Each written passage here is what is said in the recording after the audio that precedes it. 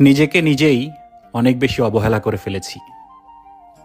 অন্যকে প্রাধান্য দিতে গিয়ে নিজেকে ছোট করেছি বহুবার। অন্যের ভালো থাকার কথা চিন্তা করে নিজের ভালো থাকাটাই ভুলে গেছি। কত শত ইচ্ছে, চাওয়া পাওয়া, দুঃখ কষ্ট নিজের মধ্যে চাপিয়ে রেখে নিজের সাথে নিজের পাহাড় সমান অন্যায় করেছি। অনেক হয়েছে, আর না।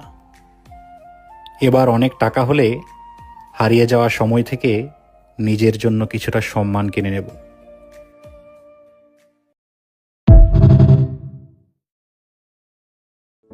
জীবনে কত মানুষ হারাইলাম, কত বন্ধু গেল, কত সম্পর্ক পড়ল।